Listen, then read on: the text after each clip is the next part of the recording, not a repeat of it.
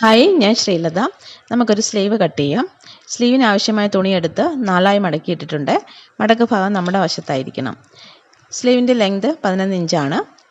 1 inch തയ്യൽ തുമ്പും കൂടി ആഡ് ചെയ്ത് 12 ഇഞ്ചാണ് മാർക്ക് ചെയ്യേണ്ടത്. 1 ഇഞ്ച് തയ്യൽ തുമ്പിൽ 1/2 ഇഞ്ച് മുകളിൽ മാർക്ക് ചെയ്യുന്നുണ്ട്. അതിനുശേഷം മാർജിന് താഴെ ടേപ്പ് വെച്ചിട്ട് ലെങ്ത് 11.5 ഇഞ്ച് മാർക്ക് ചെയ്യുക. ഇതിൽ 11 ഇഞ്ചാണ് ലെങ്ത്, 1/2 ഇഞ്ച് മാർജിനാണ്. 1 ഇഞ്ച് തയ്യൽ തുമ്പിൽ 1/2 ഇഞ്ച് മാർജിൻ മുകളിലും 1/2 ഇഞ്ച് താഴെയും നമ്മൾ മാർക്ക് ചെയ്തു.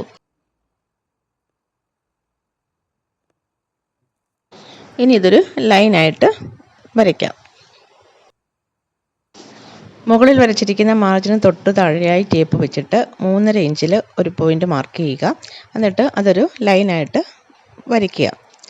അതിനുശേഷം സ്ലീവ് ലൂസ് അടയാളപ്പെടുത്താം. ഇവിടെ സ്ലീവ് ലൂസ് 9 ഇഞ്ചാണ്. ഇതുപോലെ സ്ലീവ് ലൂസ് അടയാളപ്പെടുത്തുക.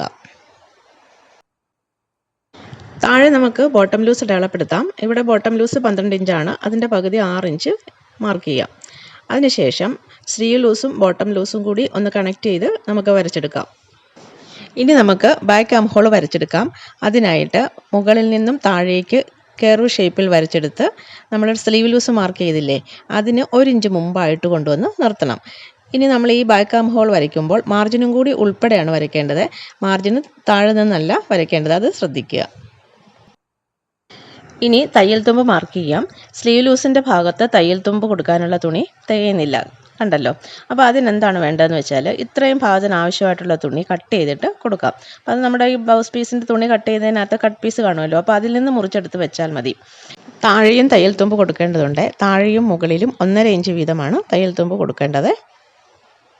എന്നിട്ട് ഇത് രണ്ടും കൂടി നമുക്കൊന്ന് കണക്ട് ചെയ്ത് വരയ്ക്കാം. ഇനി നമുക്ക് ഈ സ്ലീവ് ഒന്ന് കട്ട് ചെയ്യാം. സ്ലീവ് കട്ട് ചെയ്ത് കഴിഞ്ഞു. ഇനി നമുക്ക് ഒരു കുറച്ച് സ്പേസിലേക്ക് തുണി തികയാതെ വന്നില്ലേ, അപ്പോൾ അവിടെ വെക്കാൻ വേണ്ടിയിട്ടുള്ള കട്ട് പീസാണിത്.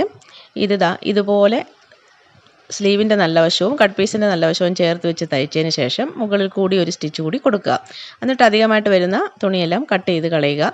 അപ്പോൾ ഇതുപോലെ നമുക്ക് നീറ്റായിട്ട് കിട്ടും. ഇതുപോലെ 4 കട്ട് പീസ് നമ്മൾ എടുക്കേണ്ടതുണ്ട്. 2 സ്ലീവിൻ്റെയും 2 വശത്തായിട്ടും വെക്കേണ്ടതുണ്ട്. ഇനി നമുക്ക് ഫ്രണ്ട് ആം ഹോൾ കട്ട് ചെയ്യാം. 2 സ്ലീവിൻ്റെയും നല്ല വശവും തമ്മിൽ ചേർത്ത് വെക്കുക, അല്ലെങ്കിൽ ചീത്തവശവും തമ്മിൽ ചേർത്ത് വെക്കുക. അതിനുശേഷം ഇതുപോലെ 1/2 ഇഞ്ച് കുഴിച്ച് മാർക്ക് ചെയ്തതിന് ശേഷം കട്ട് ചെയ്തെടുക്കുക. അപ്പോൾ ഇത്രയേ ഉള്ളൂ സ്ലീവിൻ്റെ കട്ടിങ്. ഇത് വളരെ സിമ്പിളായിട്ട് നമുക്ക് കട്ട് ചെയ്തെടുക്കാൻ പറ്റും. എല്ലാവരും ഒന്ന് ട്രൈ ചെയ്യണം. വീണ്ടും ഒരു വീഡിയോയുമായിട്ട് ഉടനെ തന്നെ കാണാം. ബൈ.